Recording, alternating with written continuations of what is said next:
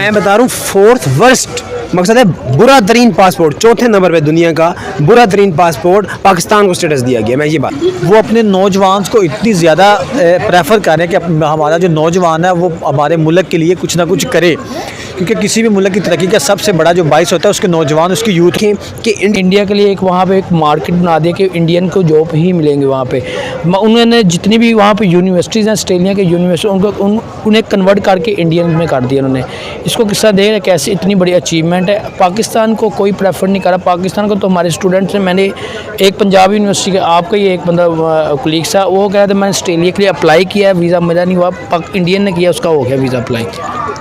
देखिए इसमें जहाँ तक अगर आपने जो जैसे पंजाब यूनिवर्सिटी के एक स्टूडेंट की बात की, अगर हम उसमें देखते हैं तो उसमें स्टेट का अमल दखल आ जाता है, ठीक है, कि जो बाकी कंट्रीज़ हैं उसके मुकाबले में हमारे जो पाकिस्तान के शहरी हैं वो बेचारों मददगार हैं, ठीक है। बाहर मुल्क में जाके उनको स्टेट की तरफ से कोई जो है ना कोई सपोर्ट नहीं है, कोई उनको जो है तहफ़्फ़ुज़ नहीं है, ठीक है। लेकिन अगर आप इंडिया और ऑस्ट्रेलिया की बात करते हैं, और फिर मैं पाकिस्तान पर भी आऊँगा कि इंडिया की अगर आप एजुकेशन की बात करें तो इंडिया का जो एजुकेशन सिस्टम है वो इतना डेवलप्ड है कि जिस वक्त मेडिकल का आपने सुना होगा कि जो है ना कई दफ़ा कुछ बच्चों के दिल में सुराख होता है, तो वो इंडिया में इलाज कई अर्सा पहले से था, इलाज हो रहा है वहाँ पे, इलाज हो रहा है। पाकिस्तान में अब आके तकरीबन कम से कम भी आप समझ लें कि 30 to 40 ईयर्स का गैप है, ठीक है, खाली इस अचीवमेंट में, ठीक है।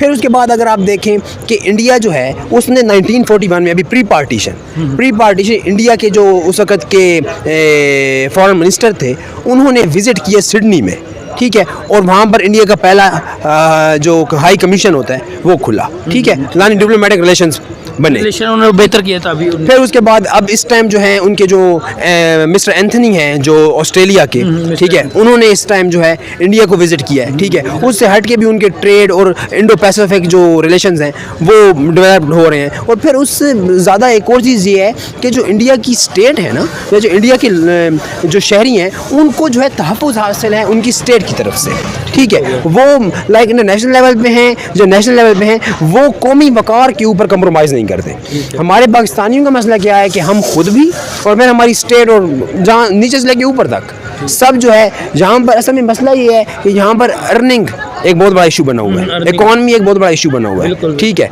एजुकेशन सिस्टम तो हमें तरह तरह के जो है ना क्या कहते हैं एग्जामिनेशन से गुजारता है, लेकिन जब हम ऊपर जाते हैं तो यहाँ पर कोई मुल्क के साथ लॉयल ही नहीं है, तो जॉब अपॉर्चुनिटीज़ क्यों नहीं है, इसलिए नहीं है। आप पाकिस्तान के पासपोर्ट की बात करें तो मैं वही बात करूंगा कि वो चौथे नंबर पे उसको वर्स्ट तरीन पासपोर्ट का दर्जा दे दिया गया है, ठीक है। इंडिया के तो पासपोर्ट साथ ऐसा कुछ नहीं है, ये नहीं बता रहा हूँ फोर्थ वर्स्ट, मकसद है बुरा तरीन पासपोर्ट, चौथे नंबर पे दुनिया का बुरा तरीन पासपोर्ट पाकिस्तान को स्टेटस दिया गया। मैं ये बात कर रहा हूँ। नहीं वो अच्छा यार आपने हाफ बात की, फुली तो बात की, आपने फोर्थ गया, आपने फोर्थ रैंक पे गया। अब नहीं उस लिहाज से मैं बात कर रहा था कि नहीं मैं तो वो तब खान साहब की बात कर रहा था, पॉजिटिव पर्सपेक्टिव में बात कर रहे हैं, मैं नेगेटिव पर्सपेक्टिव में बता रहा हूँ कि पाकिस्तान को चौथा दर्जा दिया गया है। तो कहने का मकसद ये है कि ये क्या हो रहा है हमारे मुल्क के साथ। जब इंडिया की इंडिया इतना स्ट्रॉन्ग होता है, आपको पता है स्टडी में कितना स्ट्रॉन्ग है, आपको पता ही होगा उनके IT सिस्टम कितना स्ट्रॉन्ग है। उसी में ऑस्ट्रेलिया के जो प्राइम मिनिस्टर वो चंद दिन पहले वहाँ पे गए थे इंडिया में, उन्होंने एक अनाउंसमेंट की, उन्होंने ये बोला कि जो इंडियन की जो डिग्री हैं वो ऑस्ट्रेलिया के अंदर जो है ना उसको प्रेफर किया जाएगा और उसी बेस पे उनको जॉब भी मिलेगी। अब इसको किस तरह देख रहे हैं, और उन्होंने ये भी बोला कि हम जो इंडियन को वीज़ा भी फ्री प्रोवाइड करेंगे स्टूडेंट्स को। देखें कोई भी मुल्क है ना, कोई भी मुल्क है वो सबसे पहले ये देखता है कि मैं किसी के साथ कोई मुआहदा करने जा रहा हूँ, किसी को कोई ऑफ़र देने जा रहा हूँ ना, तो मुझे इससे बेनिफिट क्या होंगे। हर मुल्क अपना बेनिफिट चाहता है।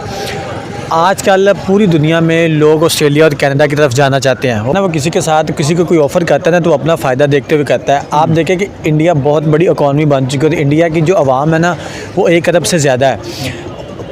अमेरिका देखिए, अमेरिका भी इंडिया के साथ ताल्लुकात बनाना चाहता है, सऊदी अरब बनाना चाहता है, जापान बनाना चाहता है, चाइना से छोड़, चाइना और पाकिस्तान के अलावा बाकी हर मुल्क के साथ। चाइना भी अब तो चाइना भी चाह रहा है कि हम इंडिया के साथ अपने ताल्लुकात वही ना, क्योंकि वहाँ पे उनकी ट्रेड बहुत ज़्यादा होगी, क्योंकि जितने ज़्यादा लोग होते हैं ना उतनी ज़्यादा वहाँ पे आपकी इन्वेस्टमेंट जो होती है ना उसको फ़ायदा होता है। ऑस्ट्रेलिया की जो कुल आबादी होगी ना वो जितनी हमारी कराची की ना उतनी आबादी है, और उसका जो रकबा है ना वो पाकिस्तान से 7 गुना बड़ा है।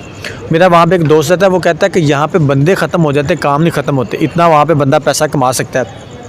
पाकिस्तानी लोग मारे फिर रहे हैं, आइलेट्स के टेस्ट दे रहे हैं, ये कर रहे हैं, वो कर रहे हैं कि किसी तरीके से ना हमारा वीज़ा इंडिया के लिए लग जाए, और इंडियंस को वो फ्री वीज़े की ऑफ़र कर रहे हैं। इट मीन कि वो इंडिया से कोई ना कोई फ़ायदा लेना चाहते हैं। उसका फ़ायदा ये है कि वो उनके साथ कोई ट्रेड करेंगे, इस तरह से हमदर्दियाँ पैदा करेंगे।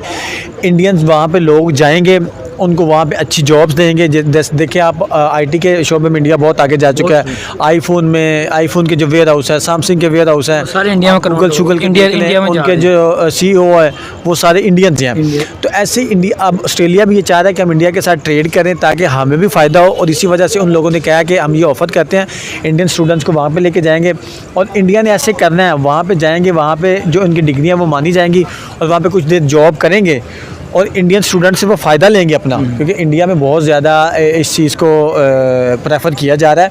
और इंडिया ने एक ऐसा समझ ले कि एक NGO समझ ले बना दिया, या इस तरह से ऐसा कुछ काम करना शुरू कर दिया है कि उनके जो बेरोज़गार नौजवान हैं उनको उन लोगों ने एक प्लेटफॉर्म पे इकट्ठा किया है, उनसे उन्होंने आइडियाज़ लेना शुरू किए हैं, और जो आइडियाज़ देते हैं उन आइडियाज़ को उनको पे करते हैं, फिर उस आइडियाज़ से वो आगे उसको इम्प्लीमेंट करते हैं। इम्प्लीमेंट करने के बाद उस पर इन्वेस्टमेंट करने के बाद वो उससे फ़ायदा लेना शुरू कर दिया है।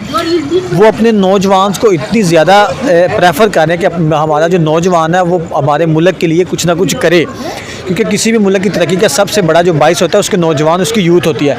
पाकिस्तानी यूथ की आप बात करें, पाकिस्तान की यूथ के पास बड़ा टैलेंट है, बड़ी स्किल्स हैं, लेकिन यहाँ पे उनको कोई फ़ायदा नहीं दिया जा रहा है, कदर नहीं है हमारे टैलेंट को, वहाँ पे कदर है। फिर वो क्या कहते हैं कि वो एंड होता है कि वो मुल्क छोड़ के चले जाते हैं। आपको 7 लाख स्टूडेंट पहले हमारा गया है यहाँ, वही ना, यूथ गया है। दूसरे मुल्क चले जाते हैं, और जो आपका मुल्क है वो वैसे का वैसा रह जाता है। उन स्टूडेंट से वो दूसरे ममालिक जो है वो फ़ायदा उठाते हैं।